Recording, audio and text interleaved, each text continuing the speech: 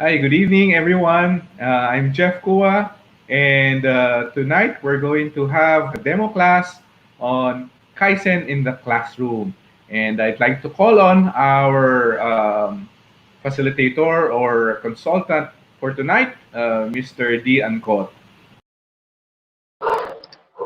Hi, good evening, everyone.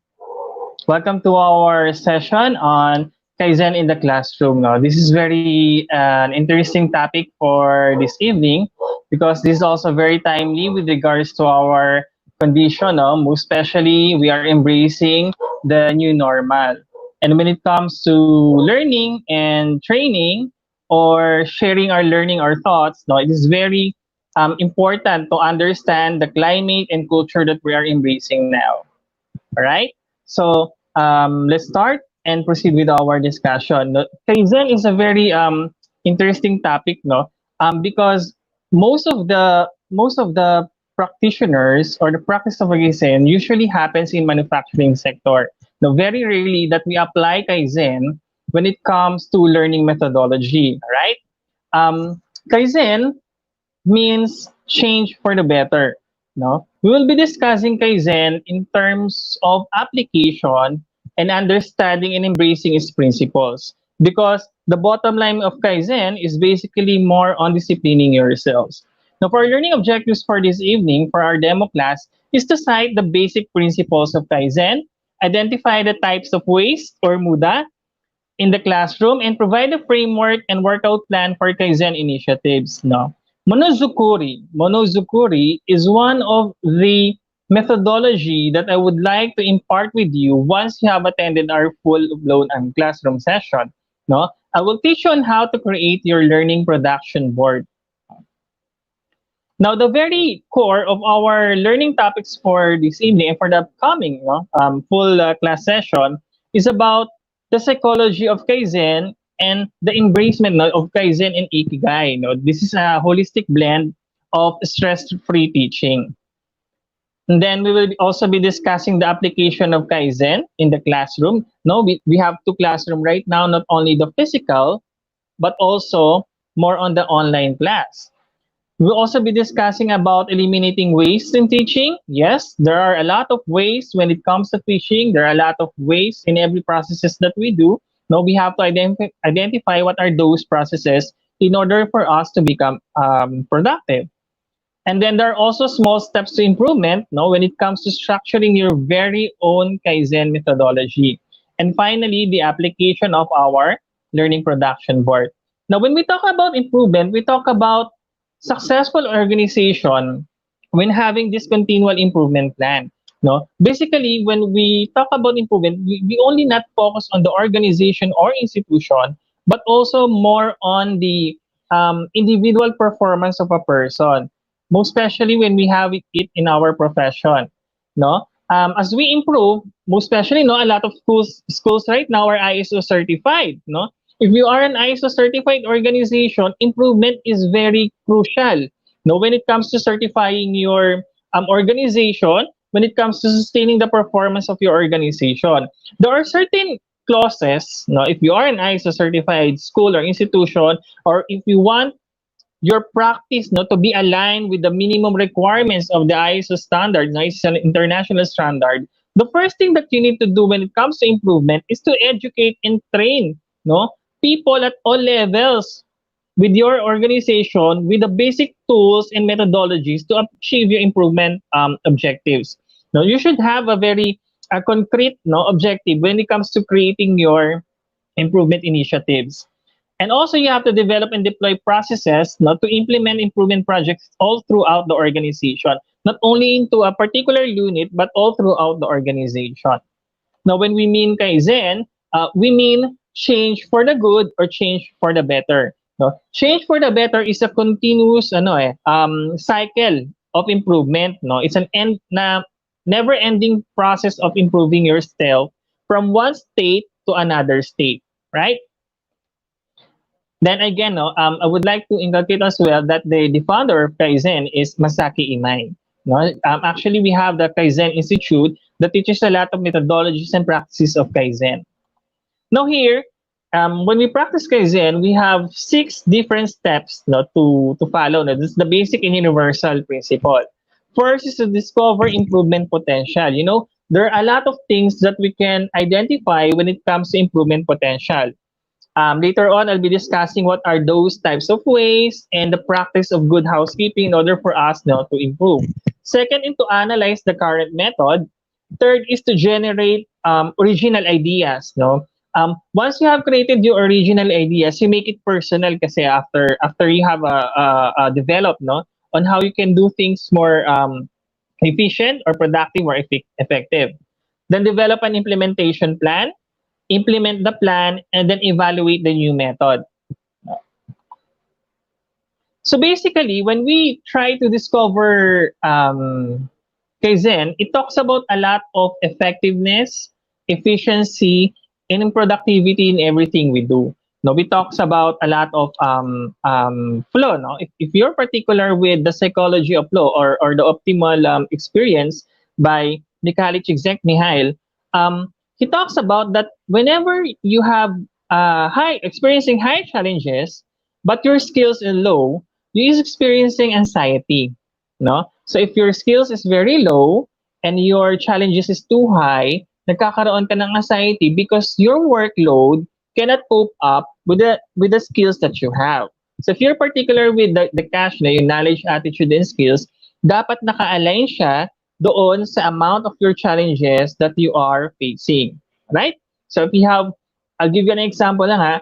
If you have too many workload, when it comes to Excel functions, no, kunwari, you have the students, no, you have 50 students, and you have to encode their scores for each criterion reference that you are using in your subject. Diba, madami yon? And for criterion reference, no, naka-column siya. If you don't know how to use Excel, and please, try to develop more of your Excel skills, no, you will spend so much time encoding those data for Excel. But once you have attended the Excel training program, just in one click lang, no, makakagawa ka na agad ng formula with regards to that particular cell or worksheet.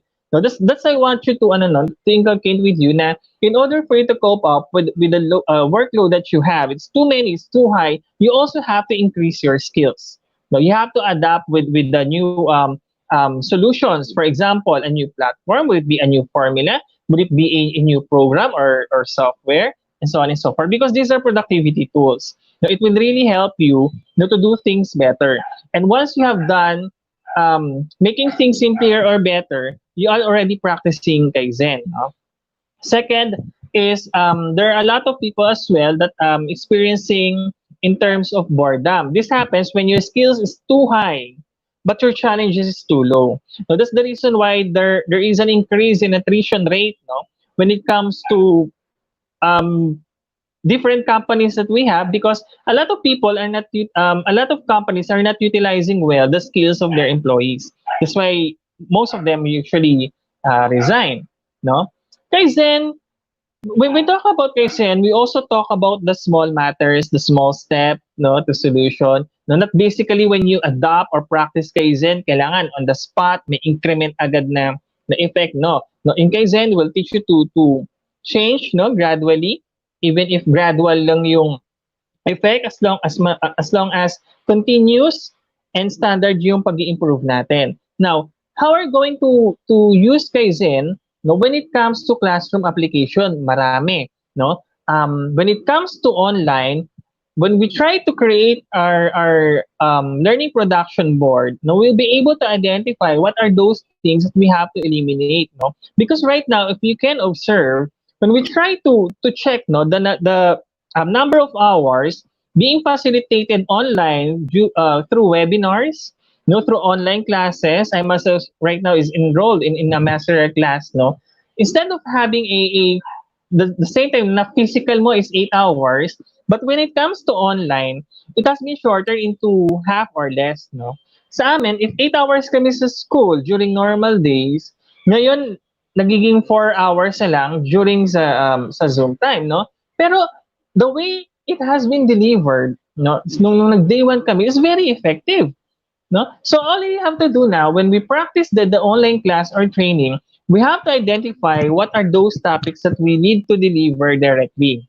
All right. So when we talk about targeting our goals, no, sometimes people when they try to create larger goals, no, do you know the fight and flight ideas, no, they tend to experience fear. And when you experience fear, when it comes to science, no, doon sa neuro-linguistic programming natin, no, sometimes yung access niya dun sa cortex natin are being restricted, no, ayaw mong i-adapt. So ang nangyayari, nagkakaroon ng failure once you have created your large goals. But sa Kaizen, when you want to create a goal na minimum lang, nawawala yung fear because you are comfortable with it.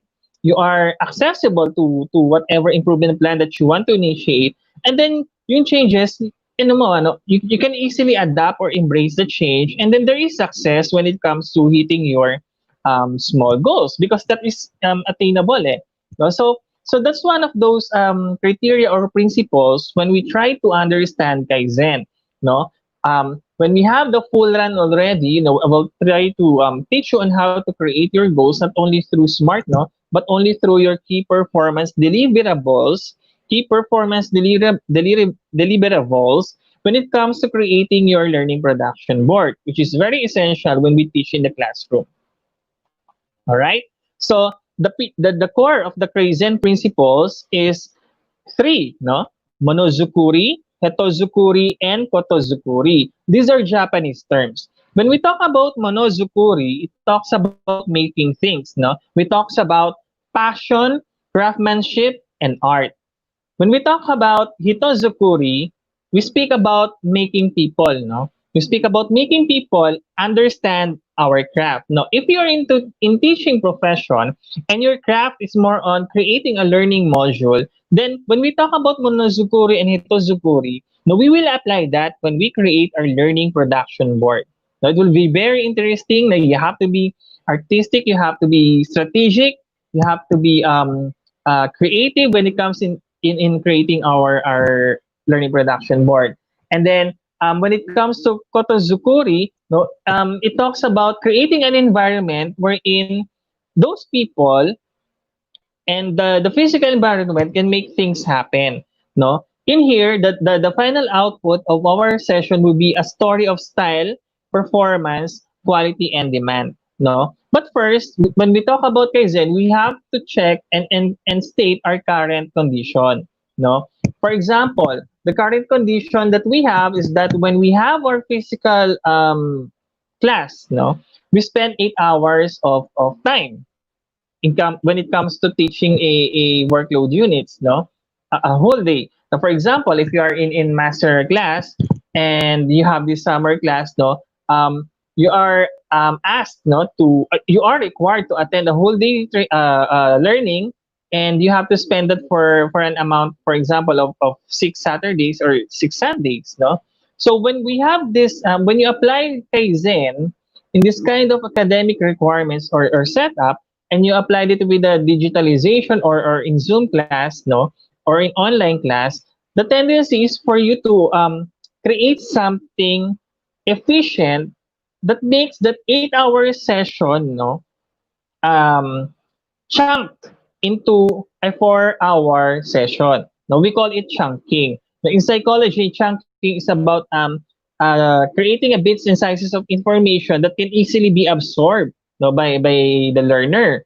No, chunking is effective as well. No, instead of giving too much time speaking about nonsense or talking about things that are not relevant to the topic, you began to create a learning subject matter, no, that is highly aligned and relevant to your learning objective. All right? Have you noticed, no? There are learning objectives that are too many, pero hindi naman nahihit when it comes to sa end ng learning session. No, in there, no, you have to make a methodology, no, will teach you that, no, on how to create something that will make you, ano, no, check the mirror whether if you're really telling a learning outcome that is not aligned with your objectives. All right. Now, when we talk about effectiveness, we talk about doing the right things, and when we talk about efficiency, we talk about doing things right. No? And according to Peter Drucker, the father of modern management, he says that efficiency is doing better what is already being done. No? So I believe that's so. Now, there are certain types of waste. One is overproduction. Now, there are actually seven main types of waste: overproduction, waiting, transportation, overprocessing, over inventory, motion, defect, or poor quality. Now, once you have identified this type of waste, you can easily, create an improvement plan or project with that kind of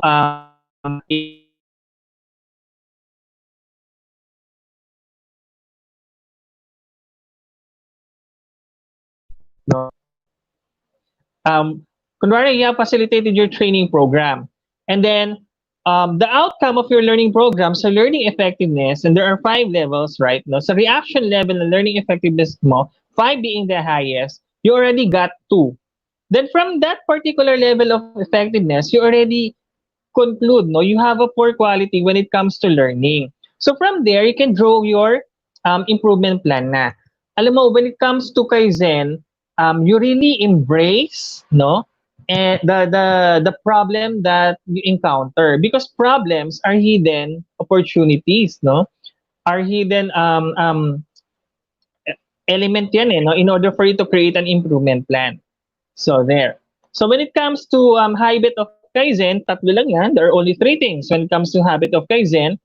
Always make sure that you have the mindset, the proper mindset, the action, no, and the words. The words is very important. Lalo na when it comes to neuro-linguistic programming, no, whatever you think, you have to say it. Whenever you say it, you have to do it, right?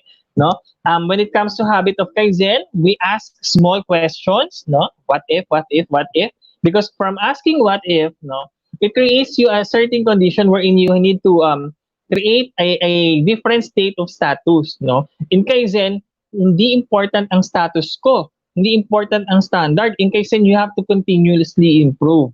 The second is to think small thoughts, because in Kaizen nga, not necessarily increment or big leap of improvement. No, maliliit lang yan. And then take small actions and solve small problems. No, yun yung mga habit natin sa Kaizen, and those are the 4 steps that we have to achieve.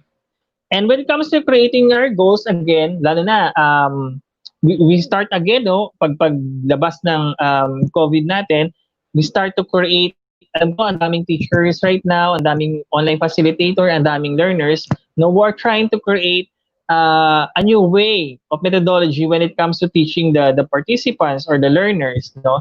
And when we create our goals, we have to make sure that we also follow the principles of what Stephen Covey have um, presented in his book, The 4 Disciplines of Execution. No, sinasabi ni Stephen Covey na we have to apply more energy on fewer goals that are important.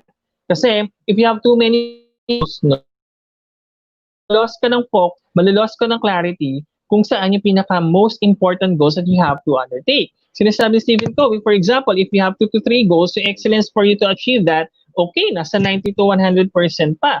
Pero when it comes to reach sa 11 to 20 goals, no, ang nangyayari, nagkakaroon kaya ng 0%, no, of opportunity for you to accomplish that particular goal. Sobrang dami. No, that usually happens, no, also in our organization. If we have too many key performance metrics, no, there is a difficulty for us to focus on what really matters, no, when it comes to goal setting.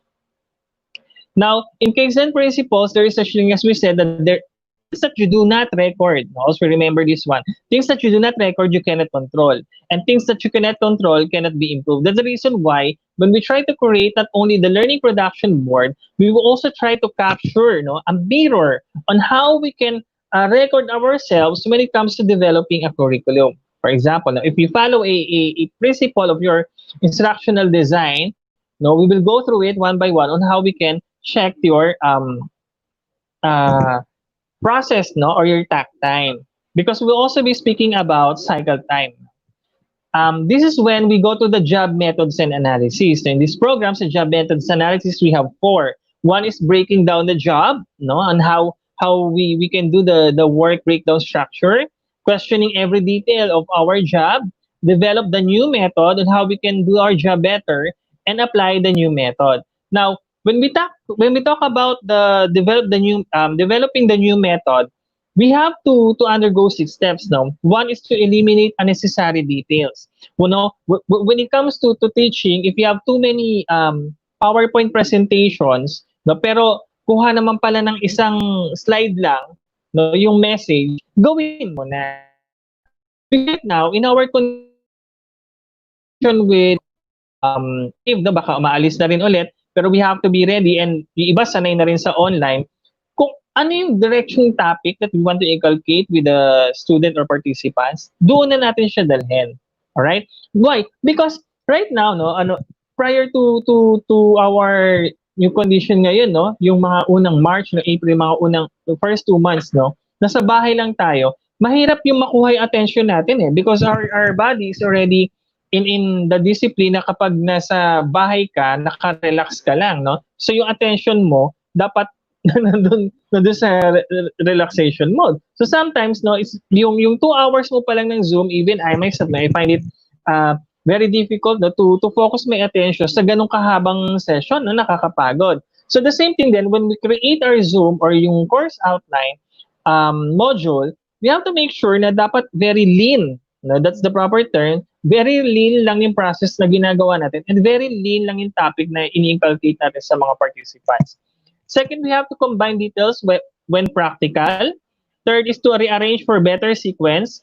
Fourth is simplify all necessary details. No, there are a lot of details kasi, no, so naglilink siya sa number one, which is to eliminate unnecessary details. When we have create a learning production board, we will identify what are those tasks na value adding and non-value adding. Sometimes we spend so much time designing our curriculum. Sa dami kasi ng body of knowledge, no, kung ano-ano na lang yung mga pinagkukuha nating topic na unnecessary na with our learning objectives. Alright? So when we try to apply Kaizen, we will talk about alignment of your learning objectives and outcomes. No? Again, no, we will also be talking about 5S of good housekeeping. No, not only in physical classroom, but also in online. No, in physical, of course, no, you have to label all those things sa classroom. No, we practice that sa mga kids natin, yung proper arrangement ng upuan, yung standardization na upo ng mga students para in case of emergency, we can easily spot sino yung nawawala sa upuan, no? These are the things that we apply sa physical classroom. And then we will have to enumerate it again. No, once we resume sa classes, what are the programs that we can implement or rectify with our good housekeeping practices at school? Now, not only that, what are those 5S good housekeeping practices that we can implement online? Of course, there is 5S in keeping you online. No? For example, you have to sweep. How to sweep? You sweep all those files that are no longer necessary with your phone. Yung cache, data niya. No, kasi nakakabagal yan sa connectivity natin. No? We have to make sure that all of those things that we did, no, we are doing when it comes to learning practice is very efficient when it comes to delivery. And then we have to simplify also necessary details. We have to work out our ideas with others once we have created these improvement ideas and write our proposed new method. Okay. So as my final saying, so with you when we try to get in this class, or the Kaizen in the classroom, um, I will make you, I will equip you with a lot of tools and techniques when it comes to shortening and improving your current practices and processes. No, just to before I end my sample demo class, no, for this evening, iwan ako lang kayo ng konting message from Mark Twain. Sabi niya, the secret of getting ahead is getting started. No, the secret of getting ahead is getting started. The secret of getting started is breaking your complex, overwhelming task into small, manageable tasks and then starting on the first one. So that's the key, no? Small and manageable. That will lead you to success when it comes to practicing your Kaizen. Okay? Thank you very much and good evening. All right, that was D Ancot for Kaizen in the classroom. D is going to have his class this coming June.